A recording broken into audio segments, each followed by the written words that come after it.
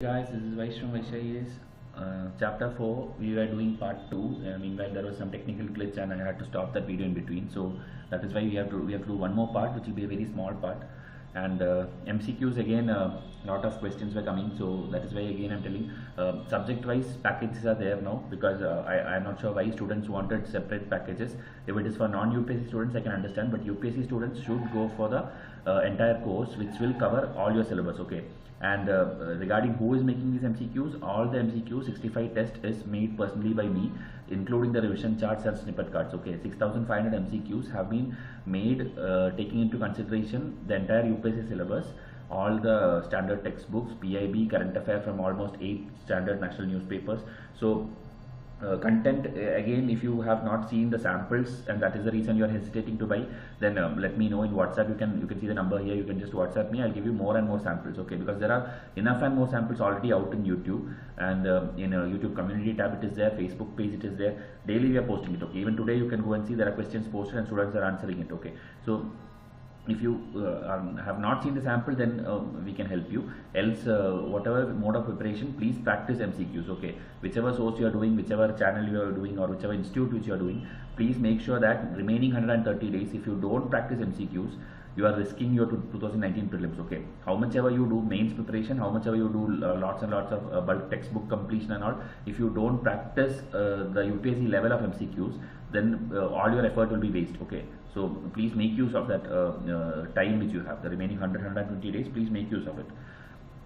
So regarding history, because we are doing history videos, I'll tell you about the history MCQs. 1300 plus MCQs are there. Why plus I am telling is 1300 is specific to history, which you see here: ancient 300, medieval art and culture history, then modern 5 sets. Okay, so this is specific history test which we have designed. Other than that, there are other full test is there, other combination tests are there, where all subjects are mixed up. Okay, so there and all you will get more history questions. So that is why we are telling 1300 plus for students who enroll to the full course.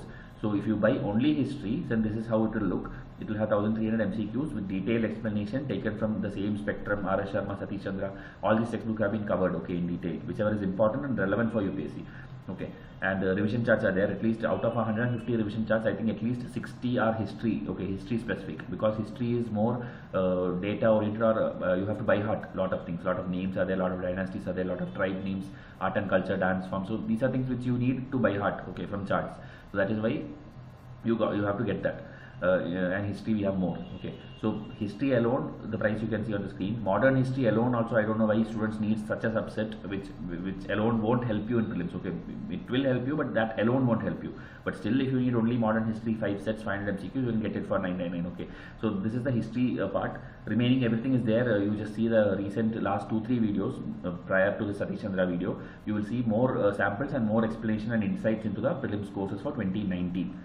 2020 students, again, please wait till June, so that more we will be coming up with more comprehensive courses as per the design which we do, because every year we do much more enhanced design. Okay, so 2020 there will be something more. So wait for that if you are 2020 student. 2019 you better enroll faster to whichever channel, whichever institute, whichever test series, but please do enroll to some test series so that your preparation is worth it. Okay.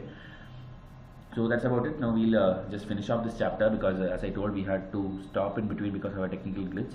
Last video, part 2, we stopped here. Okay, Leelavati of Bhaskar 2. Okay, mathematics book. Okay, a standard textbook. So this is an important thing which for prelims it is important. Now we'll continue from here. Some advances was made in the field of medicine by the use of minerals, especially mercury. Many books were written on plant sciences and for the treatment of animals, example horses, elephants, etc. But no way was found for breeding fine quality horses, so that India remained dependent on the import of such horses from Central Asia, including Arabia and Iran. So okay, so there are treatment related things which is happening in India, but this breeding or cross breeding, such kind of science was not being developed, and so we were dependent on importing the horses from Central Asia and Arabian countries. With the conquest of these areas by Muslim rulers, the Indian rulers had to face many difficulties in securing the supply of good horses. There were many reasons for the stagnation of Indian science during this period. Experience suggests that the growth of science is closely connected with the growth of society as a whole. During the period, society was becoming increasingly rigid and narrow in character. There had been a setback in urban life and communication with growing religious orthodoxy. Okay, so if you see, these are some reasons. Okay, we have already seen in the last video also why science was declining. Okay, Indians were giving more importance to religion and culture, and that is why, like we told example last time, like astronomy is being replaced by astrology. Okay, so likewise things are changing. Another reason for the tendency for Indians to isolate themselves from the main currents of scientific thought outside India. This is reflected in the writings of Al-Biruni, a noted scientist and scholar from Central Asia who lived in India for about 10 years during the early part of the 11th century. This timeline is very important. Okay, travelers, what time each person came. Because UPSC have asked chronology, UPSC have mixed up the timelines, like who came during the time of Gupta, who came in the time of Harsha. Okay, so there are at least I think 15 to 20 travelers, and we have already in a revision chart compiled everything. So if you are a student of ICIS, you don't have to worry, we'll give it to you. Else please make notes of this. Okay, Al-Biruni, 11th century, and he came from Central Asia. Exactly which country he came from, try to find it out. Okay. So although a great admirer of Indian science and learning, Al-Biruni noted the insular attitude of the learned people of the country with the Brahmins. He says, okay, I don't think it's important, the quote, they are haughty, foolish, vain, self-conceited, stolid. They are by nature niggardly in communicating that which they know, and they take the great possible care to withhold it from men of another caste among their own people, still much more, of course, from any foreigners. So they're just telling about this hesitation of the knowledge people. Okay, people who are well versed in things, they don't share the things outside their caste or outside their religion, outside their country. They keep it to themselves. So that is also one reason for no much reach or advancement of knowledge. Okay, whatever one person has, it will just stay there. So according to their belief, no other created beings besides them have any knowledge of science whatsoever. So this kind of narrow-mindedness, rigidness of society, all these things are one reason which Al-Biruni from Central Asia is telling. Okay, so overall I hope you got an idea. Now religious movements. The period is marked by a revival and expansion of Hinduism and a continued decline of Buddhism and Jainism. Okay, this I have already told you last video also. So not only were the tenets of Buddhism and Jainism challenged at the intellectual level, but on occasions Buddhist and Jain monks were persecuted and their temples were taken over. Thus, the temple of Puri was once a Buddhist temple. So they are telling now a lot of examples. We don't know how much it is true or not. The temple at the Qutub complex was once a Jain temple, which was converted into a Vishnu temple. So many like we hear stories like in this communal issues, like Hindu temples were destroyed and then a mosque came up or Gurudwara came up. Something. They keep telling Hindu-Muslim concept, but there is also conflicts between Hindu and Buddhism, Hindu and Jainism also. Okay, which we don't see it nowadays because India don't have much of Buddhist or Jain people now. Okay, it has declined. Even though the birthplace of these two religions are in India, we have very less Jain people and almost very minute Buddhist people. Okay, because everything migrated or everything went outside of India towards the eastern side, China, Japan, Southeast Asia and all. Okay. So, however, these were not part of any systematic policy, as in the case of some of the later Turkish sultans, such as Mahmud Ghazni. Okay. So, you know, Ghazni invaded India, and also that's a different story which you will see in the upcoming chapters. So, it's not like a planned policy and all, but slowly Hinduism was expanding, and Buddhism, Jainism was declining. During this period, Buddhism was gradually confined to eastern India. The Pala rulers were patrons of Buddhism. The decline of the Pala power after the 10th century was a blow to Buddhism in the area. But even more serious were the internal developments in Buddhism. Buddha had preached a practical philosophy with a minimum of priesthood and speculation about God. With the rise of Mahayana school of Buddhism, okay, this Hinayana, Mahayana, these are all are very important concepts which we have covered in detail in revision charts. Okay, how it came, what were the who were the leaders associated with each thing, each school, and when did the Buddhist councils happen. Okay, Buddhist 4 councils UPSC have asked at least I think 10 times UPSC have asked in the last 15 to 20 years. Okay, they have repeatedly asked like who presided the first council or second council, or where it happened, or what was the outcome of the council and all. Okay, so it's very important. So by when Mahayana came, the original teachings of Buddhism or Buddha is actually changing. Okay, Buddha had begun to be worshipped as a god. Okay, so that concept also came when Mahayana school came. This worship now became more elaborate. The belief grew that the belief grew that a worshipper could attain what he desired by uttering magical words, mantra, and making various kinds of mystic gestures. So this mysticism, magic concept, rituals, all these things are actually coming, or actually human made. Okay, the actual preacher or the originator of the god like figure which people are following now, those people did not actually preach all these things. It is the followers who made all the customs, and it is still now continued in India, and even fights are happening in the name of that. So that I don't know how long it will go on, but it is as of now it is going on. So they also believed that by these practices and by various kinds of austerities and secret rites, they could attain supernatural powers, such as the power to fly in the air, to become invisible, to see things at the distance, etc. Man has always yearned for control over nature in this manner. It is only with the growth of modern science that many of these yearnings have been fulfilled. Many Hindu yogis also adopted these practices. The most famous among them was Gorakhnath. The followers of Gorakhnath were called Nathpanthis. Okay, Nathpanthis and this Bhakti movement, all these things are now becoming more important for UPSC. Okay, because they are actually exhausted of questions. Buddhism and Jainism, they have asked that many questions that now they are actually in short of questions. Okay, else it will be repetition. So what they are doing is now they are going into more of this Bhakti movement or any religious or regional wise leaders and all like this. Kannada related or Telugu related or Kerala, Tamil Nadu, South India and all, there are a lot of small sect or caste, okay, under the Bhakti movement. So UPSC is now focusing more on these personalities and their religions, their teachings, their followers and all, because it's in the news also. Okay, many people are demanding for their own caste, their own religion, their reservations and all these things. So that is why these things are very, very important now. Okay, Gorakhnath is related to Nathpanthis, and at one time they were popular all over North India. Many of these yogis belonged to the lower caste. They renounced the caste system and privileges claimed by the Brahmanas. The path they preached was called Tantra, which was open to all, irrespective of caste distinctions. Thus, Buddhism did not so much decline as it assumed forms which made it indistinguishable from Hinduism. Okay, so everything is like kind of either merging to Hinduism, and also within Hinduism, this small caste is coming up because of their differences with the Brahmins. Okay. Jainism continued to be popular, particularly among the trading communities. The Chalukyan rulers of Gujarat patronized Jainism. It was during this time that some of the most magnificent Jain temples, such as the Dilwara temple at Mount Abu, were built. The Parmara rulers of Malwa also built many huge images of Jain saints and of Mahavira, who began to be worshipped as a god. Okay, so western side, okay, Gujarat, Rajasthan. Actually, I have been to Gujarat recently, and I have seen also very huge Jain temples are there, which is considered very auspicious even now. Okay, people are following Jainism there. There are a lot of people who follow there. Okay, so it's not like, so even though Buddhism declined, Jainism is there. Even though if it's in pockets of places, wherever it is there, it is like a very big religion. Okay, so the magnificent Jainalayas, which were built in various parts, also act as resting places for travelers. In South India, Jainism attained its high watermark during the 9th and 10th centuries. The Ganga rulers of Karnataka were great patrons of Jainism. During this period, many Jain basadis, okay, temples, and mahastambhas, pillars.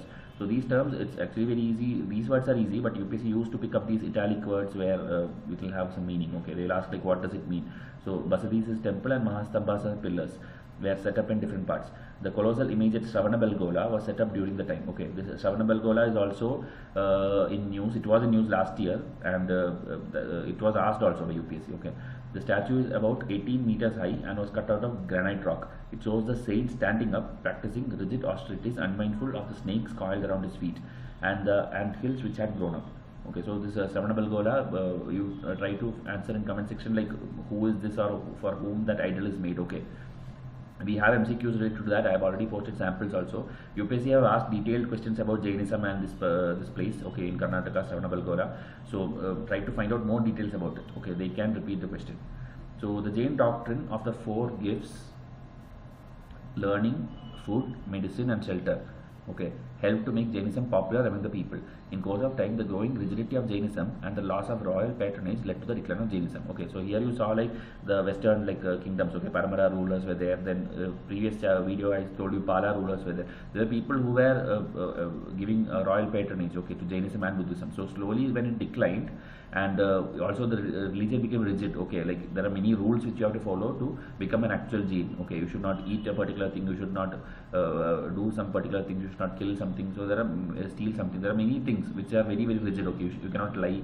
So when it became rigid, people could not follow it, and that's why it declined. The revival and expansion of Hinduism took many forms. Shiva and Vishnu became the chief god, and magnificent temples were built to proclaim their supremacy.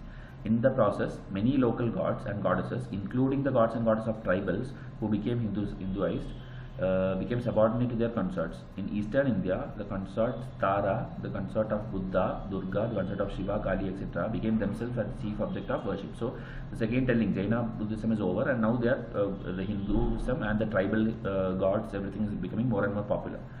The rise of worship of Shiva and Vishnu signified the growth of a process of cultural synthesis. Thus, in an era of disintegration, religion played a positive part. But the religious revival also increased the power and arrogance of the Brahmanas. Okay, this resulted in a series of popular movements which emphasized the element of human equality and freedom. Okay, so this Brahmanas and higher caste, then they are looking down on the Shudras. So those usual issues. Okay, it started. So we have already referred to the growth of Tantrism in North India, in which anyone, irrespective of caste, could be enrolled. Okay, that Natpanthis and all which we saw. Okay, Natpanthis, Gorakhnath. But far more important and broad-based was the growth of Bhakti movement in society in South India. The Bhakti movement was led by a series of popular saints called Nayanars and Alvars. This also UPSC is asking questions. Okay, so you should know. Nayanars are like the followers of Shiva, and Alvars are followers of Vishnu. Okay, how you can remember is this V. Okay, Alvar. This V is Vishnu. Okay, these saints rejected austerities. They looked upon religion not as a matter of cold, formal worship, but as a living bond based on love between the god and the worshipper. Okay, so they will be like chanting this hymns and all these things, and then they will be communicating with the god. That is how they see their religion. Okay, this Bhaktism. The chief objects of their worship were Shiva and Vishnu. They spoke and wrote in Tamil and Telugu, the languages which everyone could understand. These saints went from place to place carrying their message of love and devotion. Some of them belonged to the lower caste, and at least one of them was a Brahmin. There was also a woman saint, Andal. Okay, almost all of them disregarded the inequalities of caste. Okay, this Andal, you tell me in comment section whether it is an Alvar or a Nayanar. Okay. Though they did not try to oppose the caste system as such. The lower caste had been excluded from Vedic scholarship and Vedic worship. The path of Bhakti advocated by these saints was open to all irrespective of caste. Okay, so this the Bhakti is open to all. Okay. The Bhakti movement not only won to the fold of Hinduism, many adherents of Buddhism and Jainism, they also won over many tribals. Okay, so it's becoming popular among more and more people. The originally people who used to follow Buddhism, Jainism, or the tribal people, they all started to come under this. Okay, in South India. Another popular movement which arose during the 12th century was the Lingayat or Veerasaiva movement. This also UPSC in 2016 they asked a detailed question. Okay, because it was in news. Lingayat. Okay, its founder was Basava and his nephew Channa Basava, who lived at the court of the Kalachuri kings of Karnataka. Okay, this at least the place. Okay, next time when you hear Kalachuri kings, you should know it is from Karnataka. They established their faith after bitter disputes with the Jains. The Lingayats are worshippers of Shiva. They strongly opposed the caste system and rejected fast, feast, pilgrimages, and sacrifices. In the social sphere, they opposed child marriage and allowed remarriage of widows. Okay, so it's a kind of whatever problems were there in other caste system and all those things, they are trying to rectify all these things by making their own caste or subcaste or religion, whatever they call this, Lingayat and Veerashaivism. Okay, thus both in South and North India, the revival and expansion of Hinduism took two forms: a renewed emphasis on the Vedas and Vedic worship on one hand, accompanied by a powerful literary and intellectual movement, and on the other hand, a popular movement based in North India on Tantra. So two things they are telling. Okay, one is this intellectual movement and Vedas, Vedic worship and all. Okay, and the other one is the tantric based. Okay, the Gorakhnath which we saw. Okay, Natpanthi on one side, then this Lingayat Veerashaiva on the other side. At the intellectual level, the most serious challenge to Buddhism and Jainism was posed by Shankara, who formulated the Hindu philosophy. Shankara was born in Kerala, probably in the 9th century. Okay, this timing is important. Okay, 9th century. Many legends have grown around this life. Persecuted by the Jains, it is said thereafter he undertook a triumphant visit to North India, where he worsted his opponents in debate. The victory was completed by a warm welcome by the king on the return to Madurai and the banishment of the Jains from the court. Okay, so he was like debating against the other existing philosophies. Shankara's philosophy is called Advaitavada. Okay, this Advaita, there are actually many forms. Okay, which later you will see. Vallabhacharya will come, Madhavacharya will come. These people are who narrated a different version. Okay, a modified version of this thing. Okay, this is Advaitavada is non-dualism. Okay, according to Shankara, God and the created world was one. Okay, so this God and world is one. The differences were apparent but not real and arose due to ignorance. The way forward to salvation was devotion to God. Okay, so devotion to God is needed. God and world is one. Then strengthened by the knowledge that God and the created things were one and the same. So again, it's like through knowledge you are trying to achieve the same thing. Okay, the creation, the world and the God, it's the same thing. That's what this particular non-dualism or Advaitavada tells. And so by knowledge you can gain that, or you can reach that state. This philosophy is called Vedanta. The Shankara upheld the Vedas as the fountainhead of true knowledge. Okay, UPSC exactly picks up these kind of lines. Okay, like Shankara upheld Vedas. So when you see that statement stand alone, you will get confused in the exam hall, because you will be thinking like he rejected the Vedas or he was against the Vedas or something, because you have not studied. But now since you have read this paragraph and this textbook, you will be knowing this statement. Okay, so that is where you score an extra mark. Okay, you basically don't ask any unknown facts or any complicated things. They will ask things which is there in the textbooks, but which students skip it. Okay, students think like it's not important, but that is why please make such points which I am stressing or repeating 2-3 times, that is important for your prelims. Okay. Okay, so Vedas were upheld. The path of knowledge put forward by Shankara could be understood by only a few. Shankara did not reject the path of bhakti, but a bhakti had first to clean his heart. A bhakt had first to clean his heart through jnana or knowledge, for which a study of the scriptures was necessary. Thus, Shankara's concept of bhakti could not influence the masses. Okay, so it's like usually people fall for blind devotion. Okay, if you are singing hymns and then singing or doing rituals and all these things, people fall for. But when it comes to gaining knowledge and doing something and all, it doesn't become popular easily. Okay, so that is why it could not influence the masses. Following Shankara, many acharyas who were orthodox Brahmins prescribed the same course. In the 11th century, another famous scholar, Ramanuja, tried to assimilate bhakti to the tradition of the Vedas. Okay, so this Ramanuja is also important, because I think some statue or something is going to come up for him. Okay, because now a lot of statues are coming up, so one of them is, I think, Ramanuja. So it's important. He argued that the grace of God was more important than the knowledge about him in order to attain salvation. Okay, so here it's like a little modified version. Okay, here knowledge is not that important. He further argued that the path of bhakti was open to all, irrespective of caste. Thus, Ramanuja tried to build a bridge between the popular movement based on bhakti and the upper caste movement based on the Vedas. So he is like trying to connect it. Okay, now both the knowledge one and the caste one. The tradition established by Ramanuja was followed by a number of thinkers such as Madhavacharya, 10th century, and North India by Ramananda, Vallabhacharya and others. Okay. In this way, bhakti became acceptable to all sections of Hindu society by the early 16th century. Okay, so we'll in that century and all we'll see anyway, but this is what is happening. Okay, these people in the 9th, 10th, 11th, 12th century and all, these people are coming and propounding their own philosophies.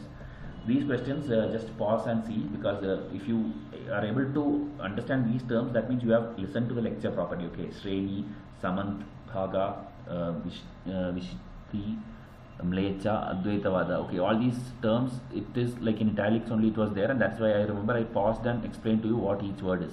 UPSC will ask these things, and it has asked in the past. Okay, I think almost all these terms have been asked, so it's important. Then straight, then every question will be one page which we read already. Okay, trade and commerce, India and Southeast Asia, origin of Rajput. Okay, Mathas, revenue assignments. Okay, the feudal society, Bhakti saints. Okay, caste system, position of women, economic conditions, Buddhism and Jainism's decline. Okay, then Hindu revival, then again a map question. So UPSC is actually asking the same things. Okay, only thing is they phrase it a little bit tougher way so that you don't understand it right away, but actually they are asking this same content. So please focus on the basics in the next 120 days and you will be easily able to clear prelims. Okay, after that mains, then we will design the next course and then you can join that also. So hope it was clear. Chapter 5, let me read through it and I'll see whether I can do it tomorrow. So till then, enjoy your learning. Thank you and have a nice day.